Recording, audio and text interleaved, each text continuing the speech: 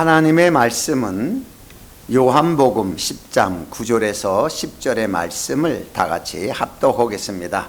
내가 문이니 누구든지 나로 말미암아 들어가면 구원을 얻고 또는 들어가며 나오며 꼴을 얻으리라.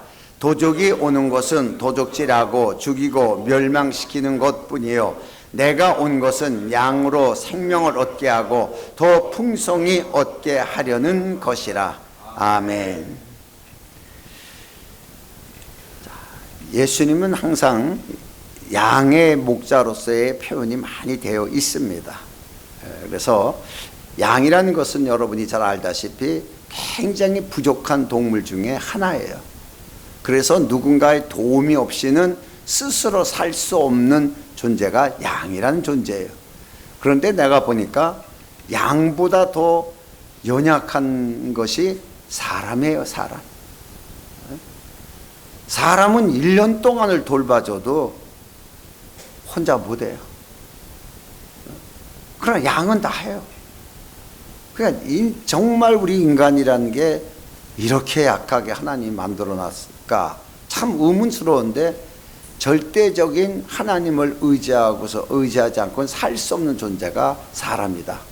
또 사람과의 관계를 의지하지 않고서는 살아갈 수 있는 방법이 없는 게 사람이다 라고서 하나님 의지하는 방법, 사람 의지하는 방법을 가르치기 위해서 연약하게 만드신 것 같아요. 어쨌든 간에 양에 대해서 오늘 말씀을 전하는데, 이 양에 우리가 있고 양에 문이 있습니다. 여러분이 생각할 때는 뭐 양이 우리라는데 양에 우리도 문이 있지 왜 그 문 아니냐 이렇게 생각하는데 이 틀려요. 양의 문, 양이 들어가는 문과 우리가 또 틀립니다. 자, 우선적으로 양은 우리에 들어갈 때는 겨울이나 밤처럼 이 풀밭에 있을 수 없는 상황이 오면은 무조건 다 우리로 몰아넣어서 우리 안에 있어야 돼요. 그래서 우리 안에 있으면은 특별히 겨울 같은 때는 제한된 양식으로만 먹어요. 더 먹고 싶어도 안 되고 꼭 제한된 것만 시간에 따라서 줘서 먹게끔 되고 자유가 없습니다. 거기서는. 자, 이런 게 우리예요. 그러나 이 우리에서 나와가지고서 나오면은 우리에 더 이상 있을 필요가 없는 거죠. 나오면은 우리에 있을 필요가 없이 이제 푸른 초장에서 먹고 마실 수가 있는데, 그 양이 우리 안에 있는 것은 임시적인 거예요. 결국은 이 목자의 목적은 푸른 초장이에요. 그런데 그 우리는 임시적인 방편으로서 있게 만드는 것이고, 푸른 초장은 양이 마음껏 자유하게 누리는 것이 푸른 초장이에요. 그러니까 우리와 푸른 초장과 두 가지의 말씀을 예수님이 하셨습니다. 자, 우선 양의 우리와 문을 구별해 보면은 갈라디아서 3장 23절의 말씀을 보면은, 자, 믿음이 오기 전에 우리가 율법 아래 매인 바 되고 계시될 믿음 때까지 갇혔느니라. 자, 이렇게 해서 율법이라는 것을 양의 우리로 이렇게 표현을 했어요. 다시 말해서 율법이라는 그 법은 그 법을 줘서 다 가둬놓는 법이에요.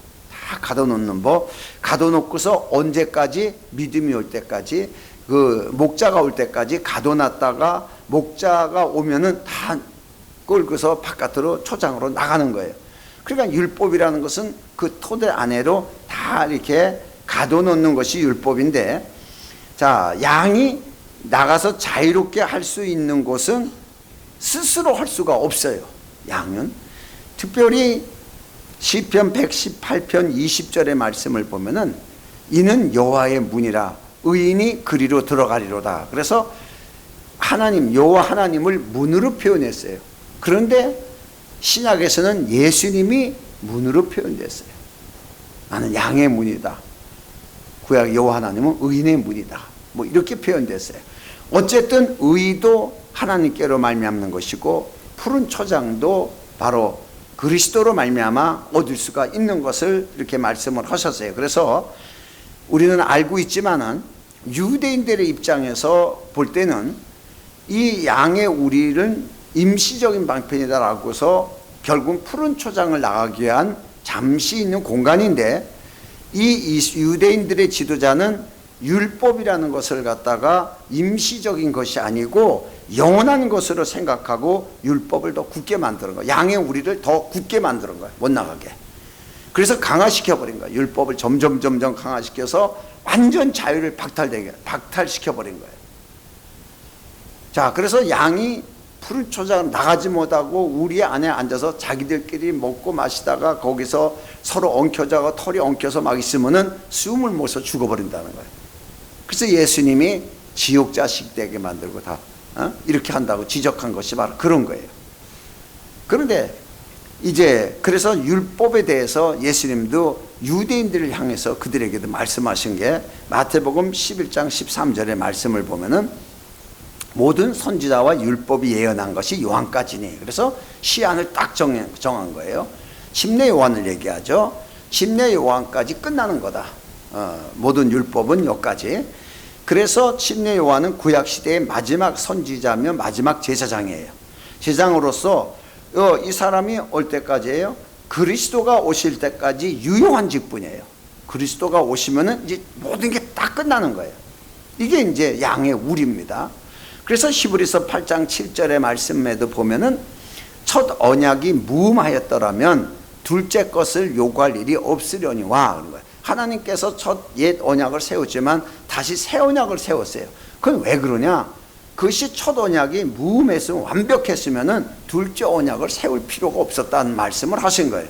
그러니까 이 첫 언약은 언제나 무효시킬 수 있는 것이고 새 언약이 실제인데 이스라엘 백성들은 첫 언약으로 주신 율법을 최고의 법으로 그것을 지키는 것이 하나님의 선민을 알고 그렇게 살았던 것이에요. 어떻게 생각하면 이 세상에서 가장 어리석게 하나님을 믿으면서 산 민족이 유대인들이에요. 그래도 하나님의 약속받고 사는 민족이지만은 어쨌든 간에 이 상태에서 침례 요한이 예수 그리스도를 만나가지고서 예수 그리스도에게 침례를 주게 되면서 그가 누구신지를 깨닫게 되죠. 그가 침례를 하면서 물속에 올라올 때 성령이 비둘기같이 그에게 임하시는 걸 보고 아, 이분이 오실 약속을 받은 그분이구나. 이렇게 침례 요한이 그때 비로소 이제 깨닫게 돼요. 그래서 요한복음 3장 30절의 말씀을 보면은 그것을 깨닫는 그 순간에 이 율법의 대표자 모든 선지자의 대표자인 침례 요한은 나는 흥하여야 해. 그는 흥하여야 됐고 예수님은 앞으로 퍼져나갈 일이지만은 나는 세워야 해라. 이제 끝났다는 거예요. 모든 율법이 이제 끝나는 거예요. 그 앞에서 양의 우리로서의 그 역할을 감당했어요. 양을 집어넣고 우리에다 놓고서 그 역할을 한 것이 아, 이제 끝났구나. 이것을 이제 깨달았어요.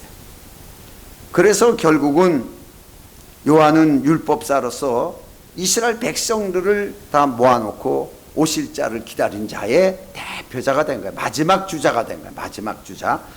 그래서 요한복음 1장 33절에도 나도 그를 알지 못하였으나 나를 보내어 물로 침례를 주라 하신 그 이가 나에게 말씀하시되 성령이 내려서 누구 위에든지 머무는 것을 보고도 그가 성령 침례를 주는 이인 줄을 알라 하셨기에. 그래서 나도 몰랐다는 거예요. 누가 그분인지 아무도 몰랐는데 성령으로 임하시고 그분이 그 하는 것을 그 역사를 보면은 아, 그분이 오실 그분이었구나라는 것을 자기도 깨달았다는 거예요. 영감에 의해서. 그래서 자기는 이제 세워야 되고 예수께서는 흥해야 된다. 이렇게 율법과 그리스도의 시작을 얘기를 했어요. 자, 그러면은 요한복음 10장 3절의 말씀을 보면은 예수님께서 문지기는 그를 위하여 문을 열고 양은 그의 음성을 듣나니 그가 자기 양들의 이름을 각각 불러 인도하여 내느니라. 자, 이렇게 기록하고 있습니다. 다시 말해서 목자는 율법 안에 있는 양들을 다 알고 있다는 얘기예요. 다 알고 있어서 각자 그 이름을 불러서 나오게 한다고 이렇게 말씀을 하고 있습니다. 그래서 예수님께서 마태복음 11장 28절의 말씀을 보면은 수고하고 무거운 짐진 자들아 다 내게로 오라. 내가 너희를 쉬게 하리라. 쉼을 주겠다. 이게 목자의 콜링, 부르는 거예요. 양들이 항상 부르는 소리입니다. 그런데 이 목자는 이 목자의 음성을 들을 수 있는 자들이 정말 무거운 짐을 짐진 자들이에요.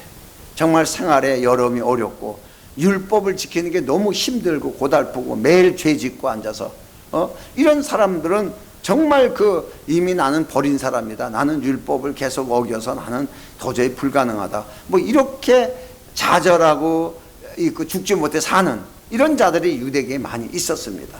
이런 사람들이 예수님을 쫓았어요. 그런데 율법을 잘 지키는 유대 지도자들이나 또는 부자롭게 사는 사두개인들이나 이들은 자기네들이 부족한 것이 없어요. 유대 지도자들은 율법으로 자기네들이 온전하게 죄짓지 않으려고 지키고 살아왔으니까 뭐 부족함이 없고, 또 사두개인은 내가 돈이 많은데 뭘 부족한 게 있어? 부족함이 없는 거예요. 그래서 이들은 예수님이 말씀을 해도 그 말씀을 들을 귀가 열려지지 않아서 따라온 사람이 한 명도 없었습니다. 그럼 저희 다가 없는 자들이, 특별히 우리가 알다시피 요한의 제자들이 거의 다 예수님의 제자로 다 따라오게 되죠. 그러니까 요한의 제자들이 정말 율법이라는 우리 속에 다 들어있으면서도 목자의 음성을 아는 자들의 대표적인 모양이에요. 자, 그래서 목자의 음성을 우리가 뭘로 보냐? 뭐 우리 이름을 부른다. 그래서 내 이름을 불러주세요. 막 그런데 동일한 이름이 많을 때 그러면 어떡하나? 그래서 참 이제 천국 가서 하나님이 이름을 부를 때 동일한 이름을 부르면은 자, 정자동에 누구, 자매 저기 뭐 어디에 누구 이렇게 할까? 그럼 정자동에도 그 이름을 많은데 그럼 또 뭐라고 부를까? 이렇게도 재밌는 고민을 하는 사람들이 있어요. 그런데 목자의 음성은 요한복음 5장 25절에 있는 말씀으로 진실로 진실로 너희에게 이르노니 죽은 자들이 하나님의 아들의 음성을 들을 때가 오나니 곧 이때라. 듣는 자는 살아나리라. 자, 여기에서 양의 우리가 어떻다는 걸 알아요. 양의 우리는 율법의 우리로 죽음입니다. 다 죽음 안에 있는 자들이에요. 그런데 목자가 불러내는 거예요.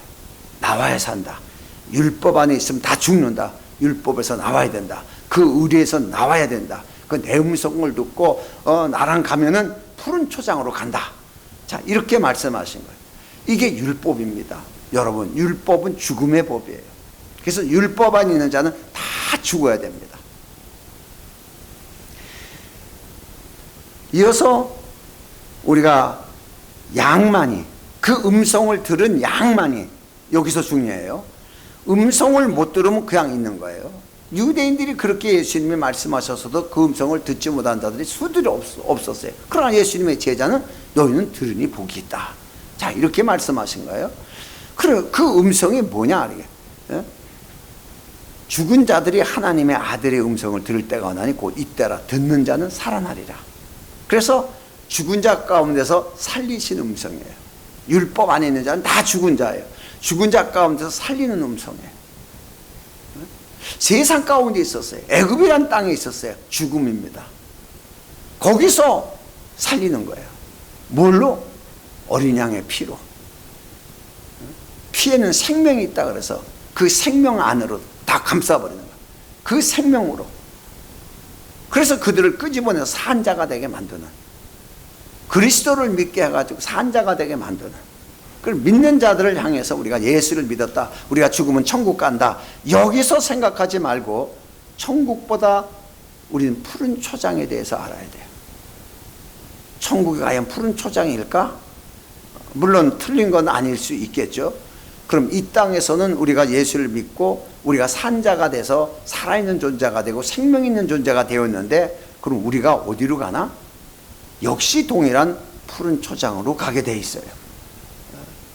자, 그래서 이 푸른 초장의 의미가 어떤 뜻이냐? 그냥 풀밭이 아니에요. 양처럼 생각하는 그런 거 먹을 게 많은 곳이다. 뭐 이런 거 생각하지 말아요. 아무리 먹을 게 많아도 여러분의 위장만큼 들어가면 끝나요. 더 이상 먹지를 못해요. 여러분의 위장이 얼마나인가 걱정할 거 하나도 없어요. 여러분 신발 사이즈 딱만 하니까. 그러니까 성경에 보면은 이 푸른 초장에 대한 것은 하나님이 축복된 것이고 자유로운 것인데 모든 걸 누릴 수 있는 것이고, 시편 23편 2절의 말씀을 보면은 그가 나를 푸른 초장에 누이시며 쉴 만한 물가로 인도하신도다. 그래서 푸른 초장에 가서 풀을 많이 뜯어 먹거라 이런 게 아니라 푸른 초장에 누이시며 이렇게 표현이 되어 있어요. 푸른 초장에서 누워있게 한다는 얘기예요. 다 누워 있어야 돼요. 그리고 쉴만한 물가로 인도하시도다 그래요. 그래서 이 뜻을 해석해 보니까 이 무슨 뜻이냐 그러면은 최고로 배불러 가지고 최고의 배부름이에요. 포만감이죠. 우리가 포만감이 이루어지면은 뭐 걱정이 없잖아요. 뭐 먹고 싶은 것도 없고 사고 싶은 것도 없고 배부르면 그냥 쉬고 싶어요. 누워서 자고 싶어요. 그래서 우리를 누이시며 우리가 쉼을 주시는 건데 최고의 기쁨과 만족을 주시는 거예요. 그러니까 푸른 초장은 하나님이 주신 최고의 기쁨과 만족이 있는 것이에요. 이걸 우리에게 넣어주시는 거예요.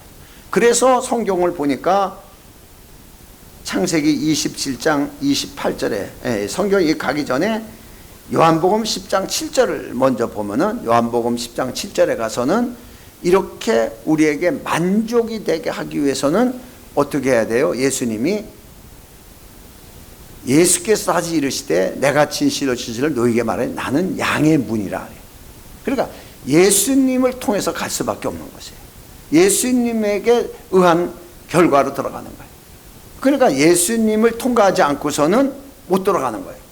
반드시 예수님을 통과해야만이 푸른 초장에 들어갈 수가 있어요. 자, 이걸 의미하고 있어요. 그러니까 푸른 초장에 대해서 누가 그러면 그렇게 큰 축복에 대한 푸른 초장을 받았을까, 들어갔을까 라고 보면은 창세기 27장 28절의 말씀을 보니까 이 말씀은 무슨 말씀이냐 그러면 이삭이 야곱을 축복할 때 준 거예요. 그러면 이삭은 누구의 예표예요? 그리스도의 예표죠. 그럼 야곱은 누구예요? 연약한 우리들이에요. 자, 두 아들이 있는데 에서는 스스로 살 수밖에 없는 그 왕성한 힘과 능력을 가진 사냥꾼입니다. 자기 혼자 먹고 마시는 걸 다 해결할 수 있는 사람이에요. 야곱은 누군가가 해줘야 돼요. 의지할 수 없는 자예요. 자, 어떻게 보면 뭔가 부족한 자들이에요. 이 부족한 자들에게 하나님이 축복하시는 거예요. 이 부족한 자에게 어떤 축복을 주시냐? 야곱에게 하나님은 하늘의 이슬과 땅의 기름짐이여 풍성한 곡식과 포도주를 내게 주시기를 원하노라. 여러분, 땅에 있는 게 훨씬 많은 것 같아요. 다시 말해서 하늘의 누림과 땅의 누림이 있어요. 이 두 가지가 하나님이 주시는 복이에요. 이 땅에서 주시는 하나님의 부유, 땅의 부유, 땅의 기름짐이여 풍성한 곡식과 포도주를 내게 주시기를 원하노라. 이걸 몰랐던 거예요. 이거 얘기하면 기복신앙으로 내리 까버리니까. 그냥 죽으면 천국 가는 거. 이거에 하나에 국한되고서 기껏 병이나 고치는 거. 그 맨날 병 고치러 교회 다니는 거. 굉장히 소극적인 이런 관계에서 했죠. 여기에서 먹고 사는 문제가 해결될 수 있다라고 가르친 게 바로 순복음교회의 메시지였어요. 부유를 자랑하고 교단을 자랑하게 돼서 성장된 게 순복음인데 바로 이 두 가지를 얘기를 한 거예요. 가장 필요한 부분이에요. 그래서 성경은 처음부터 마지막까지 하나님의 풍성함을 통하여, 하나님의 풍성함이에요. 복받은 자들의 이야기가 쭉 기록되어 있는 것이에요. 그 사실을 성경에 하나씩 이제 기록하고 있으면서 특정한 사람에게 그 풍성함을 주시는 것이 아니라 누구든지 예수 그리스도를 믿는 자가 받을 복에 대해서 쭉 얘기를 하고 있어요. 그러니까 우리는 매일 교회에서 복 받아, 복 주시옵소서, 복 주시옵소서 라고 얘기하는데 복 주신 것을 깨닫지를 못할 때가 많이 있죠. 자, 먼저 이 복에 대해서 하나님의 풍성함을 우리가 보면은 제일 먼저 창세기 2장 1절의 말씀을 보면은 천지와 만물을 다 이루니라. 이 당시에 어때요? 흑암이 깊은 곳에 있으면서 아무것도 없을 때, 이때 하나님이 빛이 있으라 하시면서 천지 만물을 다 창조하십니다. 이 천지 만물을 다 창조하신 피조물들을 만드셨죠. 만드시고 나서 사람에게 이것을 모조리 다 주권을 줬어요. 그러니까 창세기 1장 28절의 말씀을 보면은 하나님이 그들에게 복을 주시며, 그러니까 복이 뭐냐? 하나님의 것을 누리는 게 복이에요. 복 달라고 오기 전 하나님이 주시는 거예요. 그래서 그 복이 뭐냐? 그들에게 이르시되 생육하고 번성하고 땅에 충만하고 땅을 정복하고 바다의 고기와 공중의 새와 땅에 움직이는 모든 생물들을 다스리라 하시니라. 권리입니다. 땅의 주인 노릇을 할 수 있는 권리입니다. 주인입니다. 땅은 내가 만들었지만 네가 주인 노릇해라.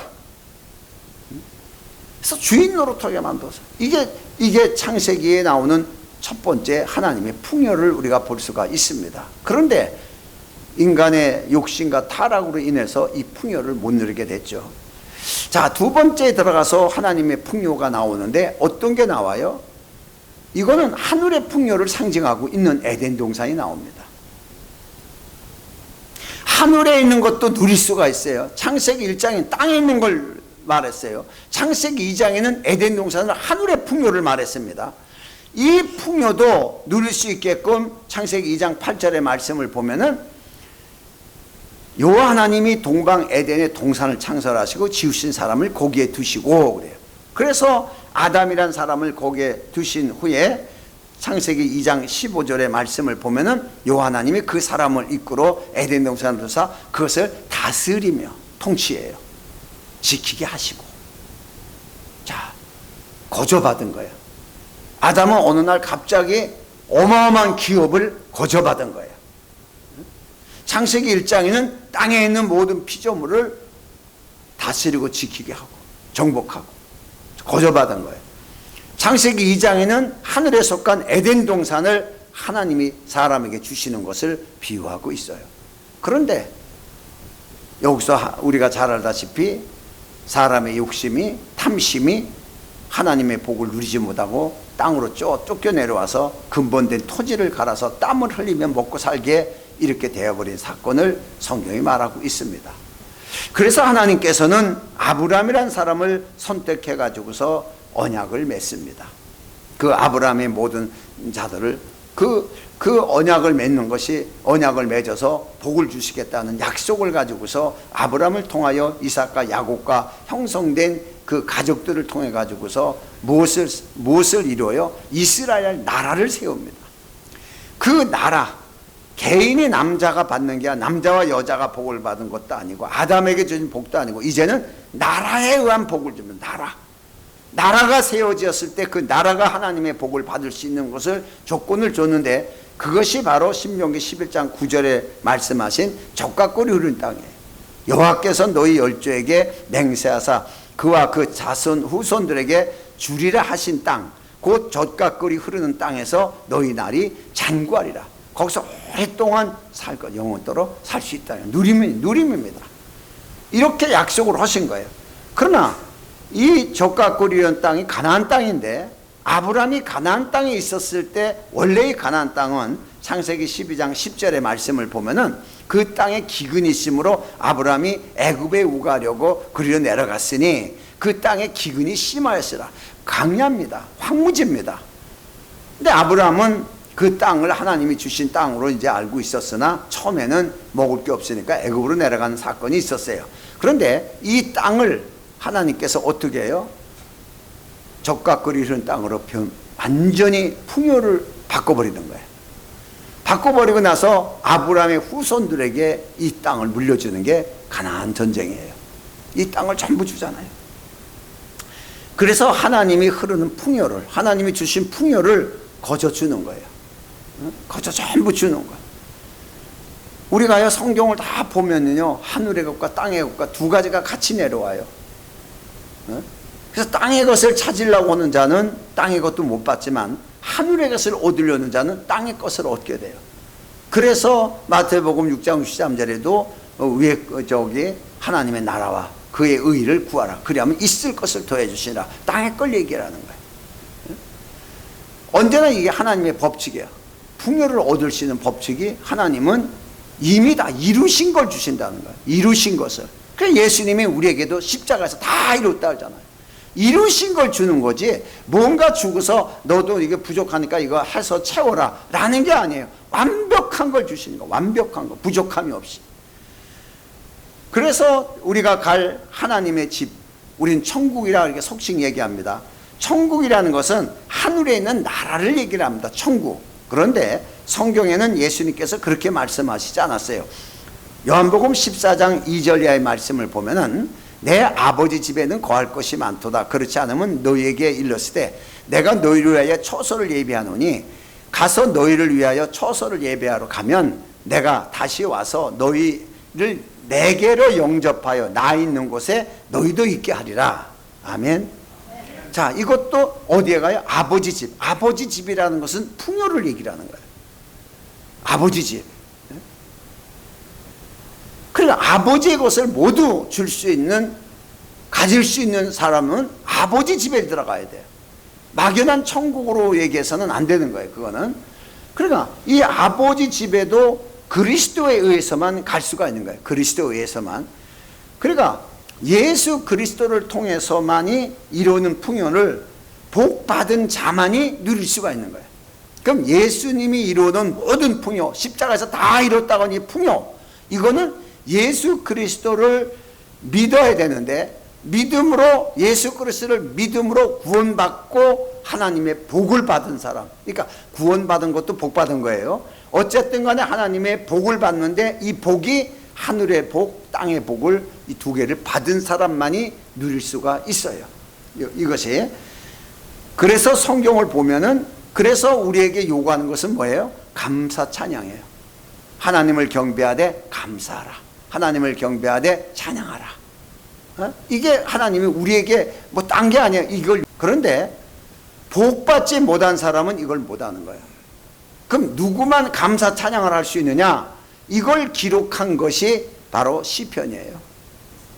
시편은 하나님께 무한한 것을 받은 사람만이, 아무리 땅에서 고난스러워도 받은 사람만이 하나님에 대해서 찬양과 감사를 할 수 있다라고 정의를 하는 거예요. 그러니까 이것을 못 받은 사람은 복이 없는 사람이라서, 복 없는 사람은 하나님과 감사 찬양을 할 수가 없어요. 이 관계예요. 여러분, 여기에서 가장 많이 대표적으로 나온 사람이 누구예요? 가장 많이 고난받은 다윗이에요.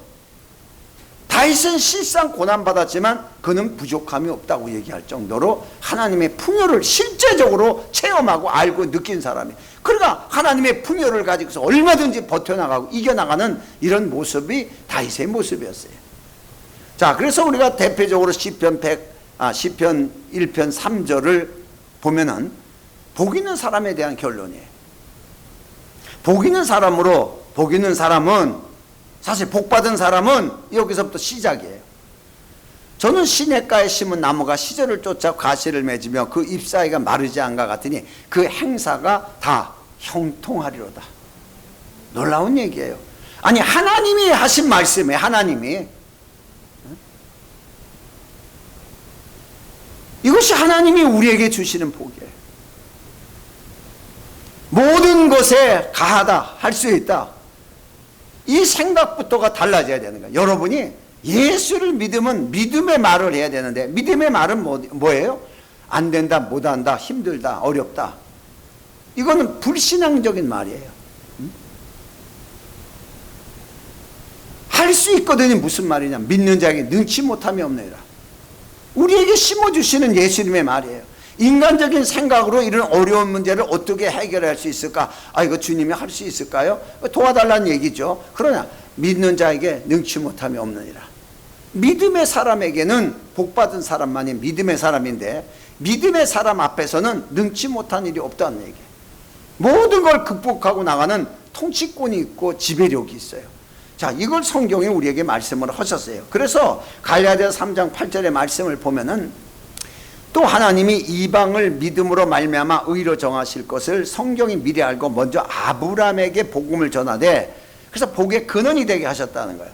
모든 이방이 너를 인하여 복을 받을 것이라고 약속을 했어요. 그러니까 우리가 성경에선 아브라함이 복을 많이 받은 것을 우리가 알 수가 있고, 그 후손들이 가나안 땅을 얻은 것을 보고 복받은 자라고 알 수가 있습니다. 이게 이스라엘 역사입니다. 그러나 실제 우리들의 입장에서는 갈라디아 3장 29절에 기록된 말씀으로 너희가 그리스도께 속한 자면 곧 아브라함의 자손이요 약속대로 유업을 이을 자니라. 그 유업이 뭐예요? 하늘의 권세, 땅의 권세. 두 가지의 기업을 우리가 누릴 수 있는 거예요. 내 것처럼 우리가 누릴 수 있는 것을 말씀을 하셨습니다. 그래서 이 성경으로 보면은 두 가지 사람이 나오는 거예요. 하나님을 믿고 똑같이 믿으면서도 종교심에 있는 사람. 에서는 종교심은 가졌어요. 왜? 아버지 밑에 있어서 똑같은 아버지 밑에서 종교심이에요. 안 믿는 사람은 말고, 다른 신을 섬기는 사람 말고, 같은 신앙인에서도 종교심이 강한 자가 이 에서예요. 이런 사람은 자기가 무슨 큰일이나 부족한 일이 없으면 기도 안 해요. 자, 알아서 하지. 전부 알아서 합니다. 그래서 뭔가 부족할 때만 하나님 앞에 기도해서 이렇게 요구하는 것이 이 종교심이 강한 자예요. 그러나 신앙심이라는 것은 뭐냐 그러면은 매일같이 우리는 부족하니까 주십시오 이렇게 생각하는데 그게 아니에요. 신앙심이라는 것은 시편 23편 1절에 기록된 말씀대로 여호와는 나의 목자시니 내가 부족함이 없으리로다. 부족함이 없는 걸 아는 게 신앙이고 부족한 걸 구하는 건 종교심이에요. 예수님이잖아. 있을 것을 더해 주시니라. 오직 성령 충만함을 받아라. 오직 성령의 음성을 들으라. 그럼 우리의 모든 필요한 것은 다 오는 거예요. 그것이 하나님의 주권적인 역사가 우리에게 들어오는 거예요. 하나님의 기름 부음이라는 것은 하나님의 사람으로서 세상 가운데 드러낼 수 있는 가장 큰 증거가 하나님의 기름 부음이에요. 그것만 가지고 있으면 땅을 정복하고 지배하고 소유할 수 있는 이런 위대한 역사가 하나님의 풍요, 그리스도의 풍요 안에서 이루어지는 것을 말씀하셨어요. 결론적으로 예수 그리스도 안에 하나님의 모든 것이 들어있다고 성경은 말씀하고 계세요. 골로새 2장 3절의 말씀을 보면은 그 안에, 그리스도 안에입니다. 지혜와 지식의 모든 보화가 감춰 있느니라. 그래서 우리에게 구할 것이 뭐예요? 돈 주세요. 다이아몬드 하나만 주세요. 이거 팔아서 문제 해결하게 라는 것이 아니라 하나님의 지혜를 주면은 다이아몬드를 가질 수 있는 권리가 있고 은금을 가질 수 있는 지혜가 있는데 그 지혜는 바로 그리스도의 생명으로부터 이루어지는 거예요. 그래서 신약에는 구약에는 양의 피로써 피의 생명이 따라서 양의 피로써 이들이 애굽에 대한 권리를 가지고 금은보화를 취해서 갖고 나오듯이 신약에서는 성령이 임하시면 권능을 받고 성령이 누구냐? 생명의 영이다. 그 생명에 의한 권리가 우리 안에 있는 거예요. 여러분 권능이라니까 자꾸 마귀하고 귀신하고만 싸울 걸 생각하지 말아요. 소산을 취할 수 있는 거예요. 땅의 주인으로서 주인으로 될 수 있는 거예요. 이게 더 중요한 거예요. 여러분 마귀 귀신은 있든지 말든지 언제든지 그것은 하나님이 결국은 시간 되면 다 끝날 존재들이에요. 다만 우리를 그 하나님의 역사 안에서 하나님의 사람이라는 믿음의 그 실제가 가지고 있다면은 너희를 해할 자가 결단코 없으리라. 없다는 거예요. 중요한 건 우리가 땅을 지배하고 정복하고 그 땅의 소산을 가지고 우리가 먹고 누리면서 하나님께 모든 일에 영광 돌리고 감사와 찬양, 이것이 이제 하나님이 우리에게 가장 요구하는 것이죠. 그래서 고린도후서 8장 9절의 말씀대로 그리스도께서 가난하게 오시면 너희로 부유케 하려 합니다. 우리를 부유케 하려 합니다. 자, 그래서 예수께서 분명히 가난하게 왔어요. 이건 확실해요. 가난하게 왔어요. 그러면 우리가 부유케 되는 게 확실한 거죠. 영적이 아닙니다. 영적인 것은 하늘의 것, 땅의 것은 실질적인 거예요. 하늘과 땅의 것이 다 있어요. 이걸 잘 모르니까 한쪽으로만 치우쳐져 가지고서 이렇게 가르치는데, 반드시 우리가 하나님의 사람의 하나님의 복 중에 하나가 땅의 소산을 거둬들이는 거예요. 땅의 소산 굉장히 중요한 겁니다. 그럼 땅의 소산을 거둬들일 수 있는 권리는 어디서 오냐? 하늘의 권리가 내게 이루어져야 돼요.